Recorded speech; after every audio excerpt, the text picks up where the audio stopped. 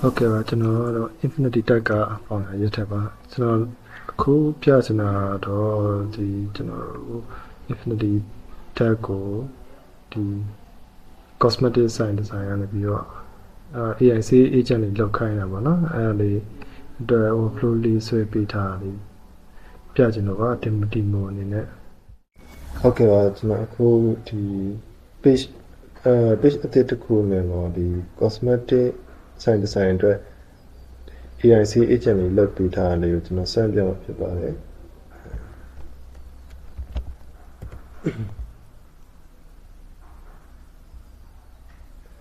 ဒါဆိုရင်ကျွန်တော်တို့ဒါ cosmetic ဝယ်မယ်ဆိုရင်လည်းပစ္စည်းရင်းမီ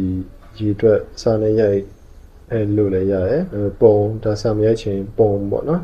ကိုလိုချင်တဲ့ဒီ cosmetic ပုံလေးကိုဒါပို့ပေးလိုက်တာနဲ့ရရပါတော့ဒီမှာဆိုရင်ဒါဒီထဲမှာဆိုရင်ကျွန်တော်တို့ကိုလိုချင်တဲ့ရေအတွက်ကိုပုံပေါ်မှာပဲစာရေးပေးလိုက်ရုံနဲ့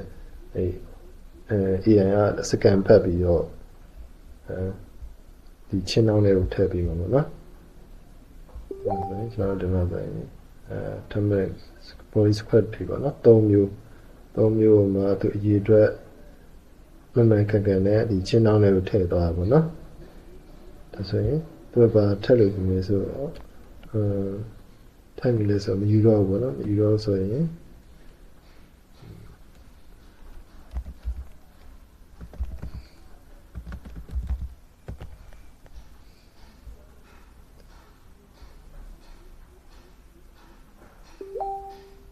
ဆိုရင်သူဒီမှာဆိုရင်ကျွန်တော်တို့မာယူထားပစ္စည်းတွေကို confirm နဲ့လက်ချက်ရှိရှိစစ်ပေးမယ်လို့ပြောတယ်ပေါ့နော်လက်ချက်စစ်တယ်လက်ချက်စစ်ပြီးတော့ဒါရနိုင်တယ်ဆိုရင်ရနိုင်တဲ့အကြောင်းပြောတယ်ပေါ့မရလို့ဆိုလည်းမရဘူးပေါ့နော်ရနိုင်တဲ့ပစ္စည်းဆိုရင်သူဒီရေအတွက်လိုက်ဒီကုန်ကြစီပေါ့နော်ဒါတစ်ခုဘယ်လောက်လဲစုစုပေါင်းဆို9ခုဆိုရင်ဒီလောက်ပေါ့နော်အဲ့ဒါနဲ့total ဆိုရင်ဘယ်လောက်လဲတစ်ခါတွက်ပြီးသားပေါ့နော်တွက်ပြီးသားစုစုပေါင်းလောက်ကြမယ်ပေါ့နော် order တင်မယ်ဆိုရင်ကျွန်တော်တို့ဒီမှာ order တင်မယ်လေးနဲ့ဒါပေမဲ့စိတ်ကူးပြောင်းသွားလို့ဒါပေမဲ့မယူတော့ဘူးဆိုလဲဒါမယူတော့ဘူးနေလိုက်ဒါ order cancel ဖြစ်သွားမယ်ပေါ့နော် order တင်မယ်ဆိုရင်ကျွန်တော်ဒါလေးကိုနေရမယ်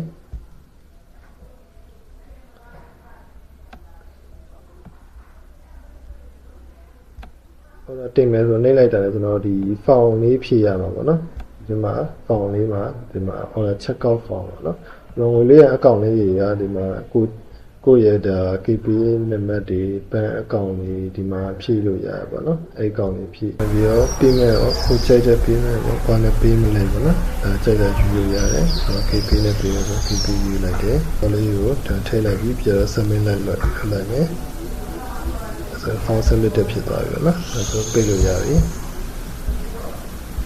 ဒါဆိုရင်ကျွန်တော်အဲ့ဒါတင်လိုက်တာနဲ့ order တင်လိုက်တာနဲ့သူကဒီ screenshot တွေကို AI နေပြီးတော့payment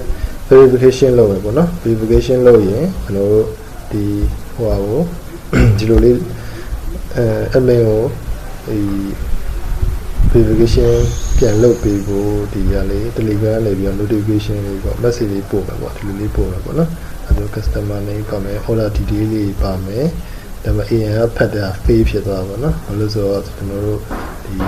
ပေးရမှာ2,500ကိုပေးရမှာကိုဒီ screenshot မှာတော့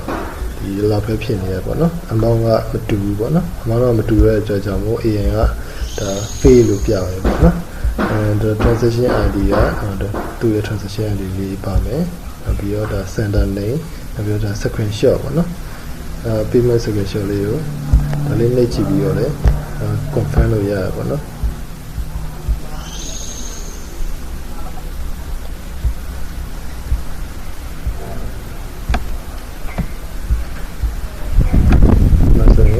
payment screenshot ကြည့်လို့ရတယ်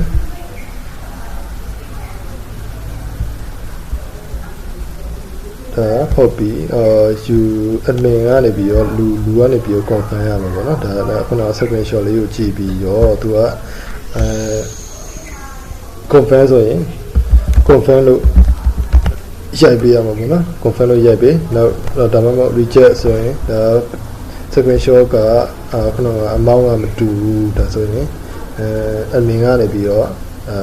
reject ဆိုပြီးတော့ရိုက်ပေးရမှာပေါ့ဒီနေရာမှာကျွန်တော်တို့ကမျိုး apply လုပ်ပြန်လုပ်ပေးရမှာပေါ့နော်အခု confirm လို့ကျွန်တော်နှိပ်လိုက်ပြီပေါ့နော် confirm လို့နှိပ်လိုက်မယ်ဆိုရင်အဲဒီမှာ payment confirm ဖြစ်သွားပြီအဲဆိုရင် payment confirm ဖြစ်သွားပြီဆိုရင်ဒီမှာ order created ဖြစ်သွားတာပေါ့နော် order created order ID ရဲ့ကျွန်တော်တို့ဒီ item name ရဲ့နောက်ပြီးတော့ total amount ပေါ့နော်ဒီလေးပို့မယ်ဟိုနောက်ပြီးတော့ customer ဘက်ကိုလည်းဒီဟာလေးပို့မှာပေါ့ receipt လေးရောက်လာမှာပေါ့နော်အဲဒါဆိုရင် order confirm ဆိုပြီးတော့ဒီမှာ receipt အနေနဲ့အသေးစိတ် order အသေးစိတ် channel လေးပို့ပေးမှာပေါ့နော်ဆက်ရရပါပြီဒါခုနကကျွန်တော်တို့ order ကို create လုပ်တဲ့အခါမှာကျွန်တော်တို့ဒီ order sheet ရဲ့မှာဒီလိုလာမှတ်မှာပေါ့နော်အဲတခါလဲဒါ AN ကအကုန်လုံးဖြည့်သွားမှာပေါ့နော်